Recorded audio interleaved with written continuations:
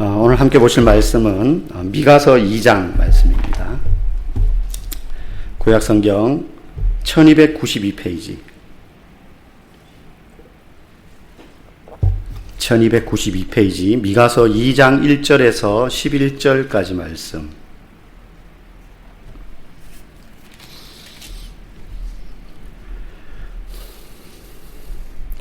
미가서 2장 1절에서 11절까지 교독하시고 11절은 같이 읽겠습니다.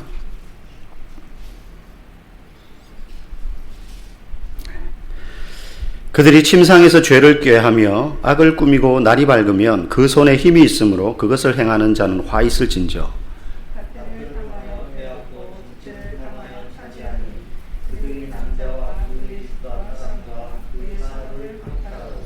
그러므로 여호와의 말씀에 내가 이 족속에게 재앙을 계획하나니 너희의 목이 이에서 벗어나지 못할 것이요 또한 교만하게 다니지 못할 것이라. 이는 재앙의 매임이라 하셨느니라.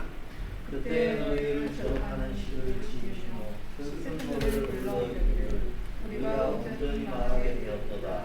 그가 내 백성의 사내를 옮겨 내게서 떠나게 하시며 우리 밭을 나누어 회역자에게 주신도다. 그러므로 여호와의 회중에서 분깃에 줄을 댈 자가 너희 중에 하나도 없으리라. 그들이 말하기를 너희는 애언하지 말라. 이것은 애언할 것이 아니거늘 욕하는 말을 그치지 아니하다 하는도다. 너희 야곱의 족속아 어찌 이르기를 여호와의 영이 성급하시다 하겠느냐. 그의 행위가 이러하시다 하겠느냐. 나의 말이 정직하게 행하는 자에게 유익하지 아니하냐. 근래 내 백성이 원수같이 일어나서 전쟁을 피하여 평안히 시작하는 자들의 굴곡에서 눈을 벗기며 내 백성의 부녀들을 그들의 즐거운 집에서 쫓아내고 그들의 어린 자녀에게서 나의 영광을 영원히 빼앗는도다.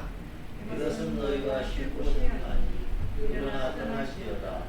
이는 그것이 이미 이루어졌음이자 그런즉 반드시 일어나니 그 멸망이 크리라. 사람이 만일 허망하게 행하며 거짓말로 이르기를 내가 포도주와 독주에 대하여 네게 예언하리라 할 것 같으면 그 사람이 이 백성의 선지자가 되리로다. 아멘. 수요일마다 지난주부터 우리가 미가서를 보고 있습니다. 오늘 함께 나눌 말씀의 제목은 살던 대로 살지 마라 입니다. 살던 대로 살지 마라. 미가 선지자와 동시대에 활동했던 유명한 선지자는 이사야 선지자가 있다고 했습니다. 이사야 선지자는 주로 왕궁에 있는 사람들, 왕이라든지 고관들, 그런 사람들에게 하나님의 메시지를 전하고 경고의 음성을 말하는 선지자였다면, 미가 선지자는 일반 평민들, 일반 백성들 속에 들어가서 그들에게 하나님의 메시지를 전하는 선지자였습니다. 그의 주된 메시지는 우리나라가 남쪽 유다 왕국이 이렇게 망해가고 있고 부패하게 된 건 힘있고 권력 있는 자들이 범죄하고 그들이 부정부패를 행하고 또 백성들을 억압하고 착취하기 때문이다. 주된 메시지가 그 고위 공직자들, 요즘으로 말하면 권력 있는 사람들, 권세 있는 사람들, 그런 사람들의 죄악과 잘못에 대하여서 일반 백성들에게 다니면서 막 선포하던, 그게 이제 미가 선지자의 주된 메시지였다. 그래서 본문을 읽을 때 그 관점에서 보면 됩니다. 오늘 이 미가 선지자가 고발하는 그 힘 있는 사람들, 돈 많은 사람들, 권력 있는 사람들, 소위 사회의 지도층이라고 할 수 있는 그 부유한 사람들이 저지르는 죄악의 모습이 어떠한지를 구체적으로 1절에서 설명하고 있어요. 우리 1절 한번 읽어볼까요? 시작. 그들이 침상에서 죄를 꾀하며 악을 꾸미고 날이 밝으면 그 손에 힘이 있으므로 그것을 행하는 자는 화 있을진저. 한번 보십시오. 표현이 참 재미있습니다. 그들이란 말은 그 힘 있는 사람들, 돈 있는 사람들, 권력 있는 사람들을 말하는 겁니다. 그 사람들이 침상에서 죄를 꾀한다는 거예요. 무슨 말이에요? 밤에 누워서 잠들기 전에 침대에 누워가지고 내일은 어떤 놈을 후려 쳐먹을까? 내일은 어떻게 재산을 불릴까? 근데 그게 전부 불법적인 거예요. 침상에서 죄를 꾀하며 악을 꾸미고 누워서도 그거 생각한다는 거예요. 그리고 날이 밝으면 그 손에 힘이 있으므로 그것을 행한다. 그렇게 밤새 이제 누워 자기 전에도 내일은 내가 어떤 놈 재산을 빼앗지, 누구 밭을 빼앗지? 막 머리를 굴리고는 날이 밝으면 실행에 옮기는 거예요. 왜? 그럴 만한 힘이 있으니까.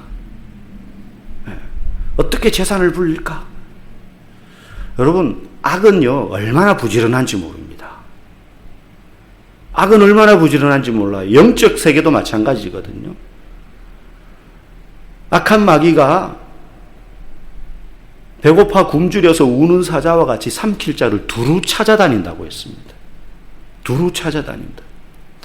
악은요, 사람의 욕망을 자극해가지고 얼마나 부지런하게 그 죄 짓는 길로 빨리 달려가게 만드는지 모릅니다. 여러분, 사람이 욕망에 사로잡히면 피곤한 줄도 모릅니다. 돈에 사로잡히면 돈 벌다가 몸이 병들어가는지도 모르고요. 쾌락에 사로잡히면 그 영혼이 파괴되어 가는지도 몰라요. 그 사람들이 어떤 짓을 구체적으로 하느냐? 이제 1절에 밤에 막 악을 꾀하고 그 다음에 날이 밝으면 그걸 실행에 옮긴다 그랬어요. 2절 말씀 읽어봅시다. 시작.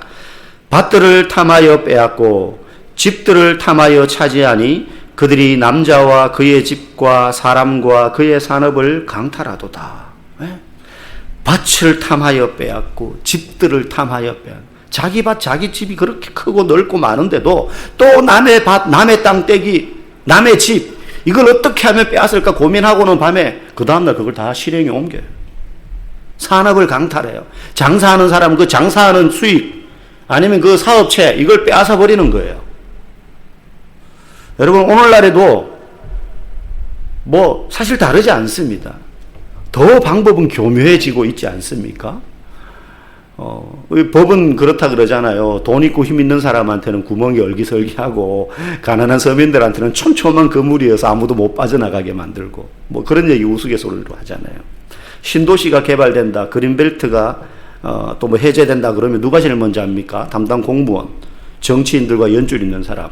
원래 그렇게 담당자들은 그런 거 이렇게 연결되어서 안다 그러더라도 그런 정보를 이용하면 안 되잖아요. 근데 우리가 지난해 LH 사태에서 보아서 아는 것처럼 그쪽에 관련된 사람들이 또 그런 일들을 해버리는 거예요. 그런 일들을 해버리는 거예요. 이익을 취하는 거죠. 미리 정보를 입수해가지고 땅 주인들한테 시세보다 좋은 값에 어느 정도 올려줘가지고 사들이고는 나중에 개발되면은 몇 수십 배 이득을 취하지 않습니까?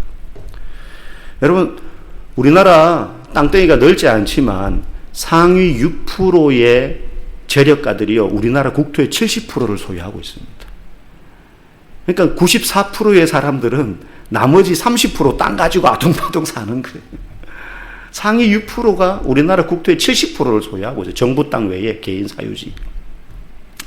여러분, 강원랜드 부정채용 이야기 많이 들었잖아요. 지난 몇 년 동안. 뭐 우리는 정치인 누구 이름만 기억하지만 사실은 그 강원랜드의 합격자들 518명 중에 95%가 청탁을 통해서 합격됐어요.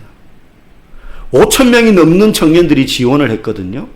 그런데 10대 1의 경쟁률이죠. 518명을 뽑았는데 그 중에 95%가 청탁으로 합격한 사람들이에요.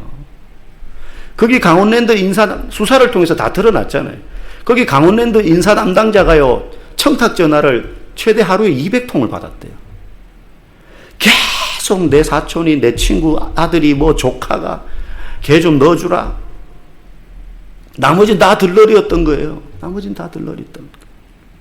여러분, 악은요, 이렇게 부지런합니다. 악은 이렇게 부지런해요. 사람들이 선을 행하는 데는 얼마나 인색한지 몰라요. 그런데 악을 행하는 데는 정말 성실합니다. 어떻게 하면 남의 돈을 더 빼앗을까?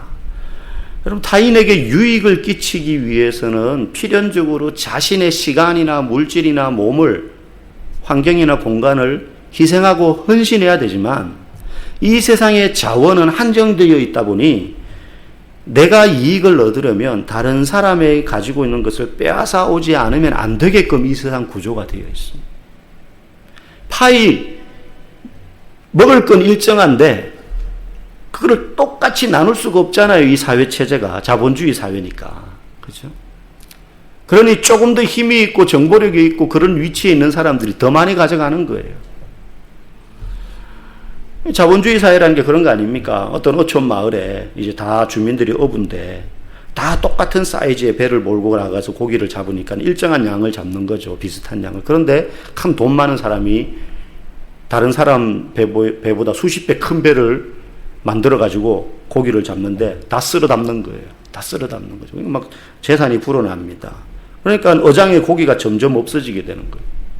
그래서 어부들이 문제를 제기하지만, 아니 뭐 내가 돈이 있어가지고 큰 배 만들어서 내가 고기 많이 잡는데 무슨 불만이야. 법적으로 아무 문제가 없는 거예요. 나머지 어부들은 다 가난하게 되는 거죠. 예를 들면 그런 거예요. 이게 자유시장 경제의 원리 아니겠습니까? 자유롭게 돈 많은 사람은 더 많이 벌고 힘 있는 사람은 법을 어기지 않는 한도 내에서 그렇게 버는 게 뭐가 문제냐. 그런데 너무너무 불균형이 심각해지는 거예요. 가진 사람은 더 가지게 돼요. 그래서 대안으로 나온 게 사회적 경제 아닙니까? 사회주의 경제는 저 공산주의고 사회적 경제는 다릅니다. 사회적 경제는 어떤 겁니까? 아까 어촌마을 예를 들면 이러면 안 되겠다. 너무 이게 격차가 심해지고 불균형이 심해지니 조금 조정을 하자. 그래서 어떻게 합니까? 마을 사람들이 다 모여가지고 금어기를 정합니다. 산란할 시기, 치어들이 많을 때 그때는 고기를 잡지 말자. 왜냐하면 고기 그 어장에 일정한 구역이 있으니까 고기가 늘어나야 되는 거잖아요. 그래야지 다 같이 많이 잡을 수 있습니다. 그래서 금어기를 정하고 금어기가 해제되어서 고기를 잡을 수 있는 시기에도 한 번에 잡을 수 있는 최대 양을 일정하게 정해서 잡을 수 있는 물고기의 그 바닷속의 물고기의 수가 계속해서 일정하게 유지되도록 하자. 이런 걸 이제 제한하는 거죠. 이런 게 사회적 경제. 그래서 뭐 돈 많은 사람이 많이 잡는 건 어쩔 수 없지만 그래도 이게 너무 심하니 나머지 사람들도 어느 정도는 동일하게 좀 물고기를 잡을 수 있도록 이런 이제 장치들을 여러 가지를 마련하는 것 아니겠습니까? 자본주의의 약점을 보완하는 것이기도 하지만 그런데 이것도 완벽하지 않아요. 왜 그렇습니까? 인간의 속성에는 욕망이라는 것이 있기 때문에 그 중에 어느 놈이 또 약속을 깨기 시작하면 또 다 깨지는 거예요. 다 깨지는 거예요. 법으로 제대로 만들어도 그것도 다 빠져나가는 수가 있지 않습니까? 사람은 그런 존재라는 거예요. 예나 지금이나 이 선지자의 시대나 지금 우리가 살고 있는 시대나 양상은 크게 다르지 않더라는 것입니다. 그래서 3절부터 보면 그런 가진 자들이 착취하고 억압하고 밭을 빼앗고 산업을 강탈하고 하는 그런 행태를 서슴없이 행하는 그들에 대한 하나님의 심판이 3절부터 언급되고 있어요. 우리 3절 읽어보겠습니다. 시작. 그러므로 여호와의 말씀에 내가 이 족속에게 재앙을 계획하나니 너희의 목이 이에서 벗어나지 못할 것이요 또한 교만하게 다니지 못할 것이라 이는 재앙의 때임이라 하셨느니라. 여기 보니까 너희의 목이 이에서 벗어나지 못하게 할 것이요. 이게 무슨 말입니까? 목에 찾고 노예들 보면 목에다가 이렇게 그 개 목줄처럼 차는 거 있잖아요. 쇠사슬. 그거 채워버리겠다는 거예요. 하나님. 더 이상 너희들이 그렇게 막 마구잡이로 먹어 제끼지 못하도록 남의 것을 착취해서 네 배불리지 못하도록 목에 착고를 채우겠다는 거예요.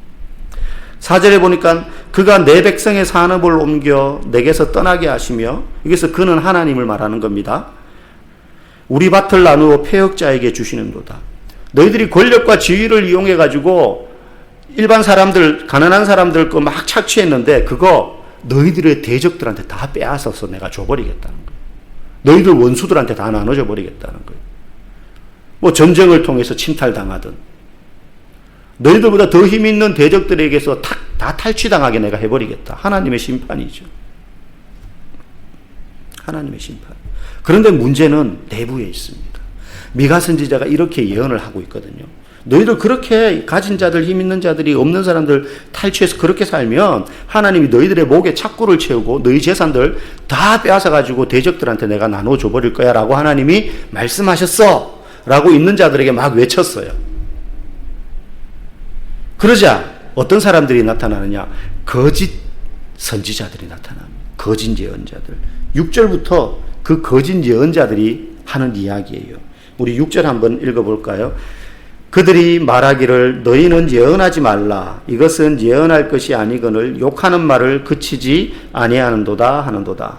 너희 야곱의 족속아 어찌 이르기를 여호와의 영이 성급하시다 하겠느냐? 그의 행위가 이러하시다 하겠느냐? 나의 말이 정직하게 행하는 자에게 유익하지 아니하냐. 여러분 이게 무슨 말이냐면 미가가 그렇게 막 경고하니까 거짓 선지자들, 이 사람들은 힘 있는 자, 권력 있는 자들 편에 있는 사람들이에요. 돈을 받고 거짓 예언을 할 수도 있고 또 그렇게 하면서 자기도 여전히 기득권을 누리는 자리에 있고 싶어하는 가짜 선지자들이, 이 사람들이 이렇게 말하는 거예요. 하나님께서 우리에게 재앙을 내린다고 하는 그런 예언 하지 말라는 거예요. 미가 보고. 하나님께서 그렇게 성급하신 분이냐? 하나님 정말로 그러시겠냐? 이런다는 거예요. 이해가십니까? 미가는 지금 너희들 그러다가 하나님의 재앙을 받는다, 하나님이 너희들 심판할 거야, 막 그렇게 가진 자들에 대해서 경고하니까 이 가짜 선지자들이 그런 말 하지 마라, 하나님 그렇게 성급한 분 아니다. 우리 그런 말 잘 하잖아요. 하나님은 인자하시고 인애가 풍부하시고 오래 참으시는 분이다. 맞죠. 맞긴 맞는데 그걸 이때 할 이야기는 아니죠. 악에 대하여, 죄에 대하여 지금 선지자가 예언할 정도면 그 한도가 찼어요. 소위 말해서 주전자 물을 끓이는데 뚜껑이 지금 막 들썩들썩 한단 말이에요. 언제 이게 퍽 날아갈지 모르는 상황인 거죠. 그러니까 경고해가지고 회개하고 뉘우쳐서 이 열을 낮춰야 되는 거거든요. 하나님의 진노를. 그런데 지금 이 거짓 선지자들은 하나님 그렇게 성급한 분 아니야, 안심시키는 말을 하는 거예요. 여러분, 죄를 짓고 있는데 더 나쁜 사람은 그것이 잘못됐다고 말하지 않는 겁니다. 부모가 자녀를 키우는데 애가 지금 어긋난 길로 가고 있고 나쁜 짓 하고 있는데 아이고 그래 괜찮아 우리 아들, 이게 더 나쁜 부모예요. 애를 완전히 망치는 거 아니겠습니까? 따끔하게 그냥 다리에 시퍼렇게 멍이 들도록 회초리를 대거나 아니면 따끔하게 정신이 번쩍 들도록 훈계해야 되는데 아이고 괜찮아 우리 아들, 괜찮아 지금 그러고 있는 거예요. 지금 이 가짜 선지자들이. 옆집에 불 났는데 사이가 안 좋다고 그 불난 집 사람하고 막 불 끄지 않고 그냥 아이고 잘 탄다, 활활 타는구나 구경하는 거예요. 지금 죄 짓는 이스라엘 백성들, 그들보다 더 나쁜 사람들이, 나쁜 선지자들, 가짜 선지자, 괜찮다 하는 거. 여러분, 회개해야 사는데 지금 회개할 필요 없다, 하나님은 사랑이시지 않냐, 하나님은 노하기를 더디하시는 분이시다 라고 거짓말로, 때에 맞지 않는 말로 백성들의 그 영혼의 눈을 지금 가리고 있는 사람들. 여러분, 이 시대에 우리가 진짜 귀 기울여서 들어야 될 하나님의 말씀은 우리의 양심을 깨우는 말씀이지 우리의 마음을 무디게 만드는 달달한 말씀이 아닙니다. 이 지금 미가가 경고하는 시대의 상과 지금 우리의 시대상이 크게 다르지 않잖아요. 여러분, 우리가 살아가던 늘 살던 방식의 그 삶의 방식을 멈추고 내 영혼을 깊이 되돌아보게 하는 말씀을 들어야 되는 거예요. 하던 대로 하면서 그렇게 살아도 아무 문제가 없다고 우리를 안심시키는 그런 말에 귀를 기울이면 안 됩니다. 사실 저부터도 연약한 존재라 저를 비롯해 많은 성도들이 성경을 읽거나 이렇게 하면 내게 은혜되는 말씀, 어떤 말씀이 은혜됩니까? 사랑한다, 힘내라, 격려하고 소망을 주는 축복의 말씀이 우리에게 좀 더 뭔가 은혜가 되잖아요. 감사하고 막 이런 기분이 들잖아요. 예를 들면 요한 3서 1장 2절 말씀에 보면 아마 잘 알죠. 네 영혼이 잘됨 같이 범사에 잘되고 강건하기를 간구하노라. 찬양도 있어요. 네 영혼이 잘됨 같이 범사에 잘되고 네가 강건하기를 간구하노라. 이런 말씀 우리 엄청 좋아하잖아요. 그죠? 축복의 말씀 아닙니까? 근데 여러분, 이 말씀이 언제 지금 쓰여지고 있느냐? 이 요한이요, 가이오라는 사람에게 지금 쓰고 있는 거거든요. 가이오에게 쓰는 편지의 인사말인데, 요한 3서 1장 2절에 보면 이 가이오가 어떤 사람이냐? 거기 보면 가이오에 대해서 칭찬합니다. 네가 진리 안에서 행하고, 그리고 다 이기적으로 자기 유익을 먼저 추구하고 살아가는 이 시대에 가이오 너는 나그네와 손님을 대접하기를 즐거워했고, 하여튼 그리스도인으로서 그 사람이 높은 지위에 있기 때문에 좋은 것들을 마음껏 누릴 수 있음에도 불구하고 자기의 유익을 구하기보다 가난한 자들, 연약한 자들, 손님들, 나그네들 대접하는 것을 먼저 좋아하고 하여튼 잘한 사람이에요. 선행을 행하고 그렇게 살았던 사람이에요. 그래서 그런 가이오를 격려하고 축복하는 거예요. 그래서 우리가 이 말씀을 읽고 나도 은혜를 받으려면 그냥 그것만 딱 떼서 하나님이 내게 이렇게 말씀하시는, 네 영혼이 잘된 같이 네가 범사에 잘되고 강건하기를 원한다, 그렇게 받아들일 게 아니라 적어도 가이오처럼 내가 그렇게 살아야 되는 거예요. 가이오처럼 다른 사람들은 그렇게 안 살아도 성도로서 본이 되는 행동을 하다가 낙심과 어려움을 당하고 오해를 그리고 갈등을 겪을 때 그때 하나님이 네 영혼이 잘됨 같이 네가 범사에 잘되고 강건하기를 원한다. 그때 이 말씀이 내게 하는 말씀으로 받아들여질 수 있는 거예요. 하나님께서 성도들을 격려하시고 소망 가운데 힘주시는 말씀을 하실 때는요, 고난 가운데에서도 믿음을 포기하지 않고 그리스도인으로서 빛이 되고 소금이 되는 삶을 살려고 애쓰는 성도에게 격려와 소망과 위로와 힘이 되는 말씀을 주시는 것이지, 그런 영적인 어려움에 처하지도 않고 사람들의 어려움에 관심도 없고 그냥 나는 내 배만을 위해서 우리 가족만을 위해서 그렇게 열심히 살아가는 것, 그 정도의 삶을 살면서도 지금 내가 평안하니 앞으로도 네 인생은 평안할 거야, 하나님 그렇게 말씀하시지 않아요. 그런 내용은 성경 어디에도 없어요. 누군가에게 격려해 주시고 소망을 주고 위로하고 힘내라 하고 네게 능력을 주겠다 고 나를 붙들면 내가 너를 살려주겠다 하고 하시는 그 모든 말씀들은요, 주님의 말씀대로 살고 선행을 행하고 그리스도인으로서 살아가기 위해서 몸부림을 치다가 슬픔 당하고 어려움 만난 성도들에게 주시는 말씀이에요. 그런데 일절 관심도 없고 그냥 내 삶은 나만을 위해서 살고 신앙생활도 나만을 위해서 하고 그렇게 살고 있는데, 너 지금 편안히 잘 살고 있는데 앞으로도 너 그렇게 살아갈 거야, 그렇게 하시는 말씀은 성경 어디에도 없다는 거예요. 하나님이 주시는 격려와 소망은 말씀대로 살기 위해서 치열하게 살아가는 사람에게 주시는 것입니다. 그렇지 못한 사람에게는요, 회개하고 말씀 앞으로 나올 것을 촉구하시는 거예요. 미가가 지금 그 얘기하고 있는 거예요. 그게 그 사람을 살리는 길이고 진정한 소망의 길이기 때문입니다. 그렇기 때문에 저와 여러분들이 하나님의 말씀 앞에 나아갈 때 말씀을 읽다가 은혜와 축복이 되는 말씀이 나온다면 먼저 그렇게 생각하시면 돼요. 내가 이 축복의 말씀이 나의 말씀이 될 만큼 내가 몸부림치며 그렇게 살아왔는가? 그러면 그 말씀이 정말로 내게 하신 하나님의 음성으로 들리는 거예요. 그때 그 사람은 말할 수 없는 위로를 받는 겁니다. 주님, 내가 없는 살림에 돕고 선행을 행하고, 이거 자랑이 아니잖아요. 누군가에게 막 자랑하는 게 아니거든요. 하나님 앞에서 말씀을 보다가 다 그걸 몰라주는데 하나님 아시는군요. 감사합니다. 하나님, 다른 것으로 보상이 되지 않아도 이 말씀만으로도 내게 정말로 위로가 됩니다. 제가 이 길을 계속 가겠습니다. 그때 그 말씀이 가요에게 하는 이 말씀이 내게 하시는 주님의 현재 음성으로 들리게 되는 것입니다. 여러분, 우리가 건강을 유지하기 위해서 조금만 이상 증세가 있어도 생활 패턴을 바꾸잖아요. 먹는 걸 바꾸고 리듬을 다시 조절하고 음식 조절하고 또 운동도 그에 맞는 운동을 택해서 하게 되고. 여러분, 우리의 영혼에 이상이 생기면 절대 그대로 있어서는 안 됩니다. 당장 시간을 쪼개어서 혹시 내가 말씀 앞에서 이 말씀 앞에 내가 부끄럽지 않은가. 그래서 우리가 살던 대로 초보의 신앙으로 살지 마시기 바랍니다.